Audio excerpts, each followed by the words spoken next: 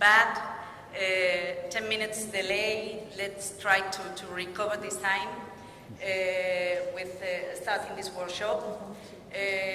We planified the workshop just trying to share with you some concerns, but some discussions, some open discussion that will be really interesting about if sharing data is, according to Inspire, is really fulfilling the end users' expectations. So what are they waiting for or from Inspire, Inspire Directive? Let us to give you the perspective of a group that is working in a European project which name is HLANDATA, and that is dealing with land cover and land use themes, as you already know from Annex 2 and 3 of the Inspire Directive. Okay, only to have a review of what the workshop is going to be developed. I will try to give you just a very light introduction on the HLANDATA framework, and we will go later on how the team of the project is working very close with Inspire on HLANDATA Inspire use cases. Afterwards, we don't want to lose the perspective that it's not only Inspire in Europe, that any other initiatives that could also be very integrated on the perspective of profiting the harmonization, and we will go on AONET, GMS, SIZE, and some other projects.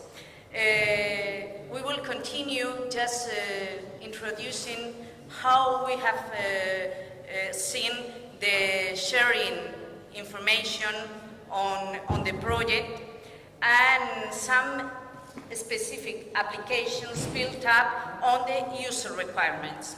And we will go at the end, hopefully with a lot of time, just for the conclusions and open discussions, but I also would like to build these conclusions with you in some way and try to see if definitely how we can do for the end users and just to link properly with Inspire Directive. So let's go to HLANDATA in a nutshell. We are talking about harmonization on the two themes, land cover and land use. We are talking about added value services based on this information, and we are also talking about the user's validation. So not only to create the service according to the user requirements, but just to be sure that at the end, when those are running, the user is happy with this. The competence areas for land use land cover are very wide, from environmental information to risk zones information, agriculture, biodiversity. This is the consortium, so 9 partners from 7 different countries in Europe, and we have already established several synergies with Inspire. You can see here that we have been following the methodology of Inspire, and this is the loops we have been following. We have already testing, analyzing cost benefits, and now we are on users validation. And all of this is very closely linked from Inspire, among Inspire and HLANDATA. But we don't really want to forget any other initiatives, like maybe GNS, SIZE, AONET, etc. So this is why we also are including this information here. So for the exploitation, we are trying to combine both perspectives. On one side, just to demonstrate the interoperability of the data and of the services, we will use the geoportal, and also we will go in detail on this geoportal. And for the user-oriented services, we will go into detail also for the pilots.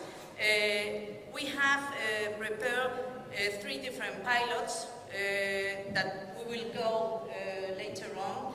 The only thing is that we finally divided the pilot on two different perspectives, but we only will see today the land information system pilot.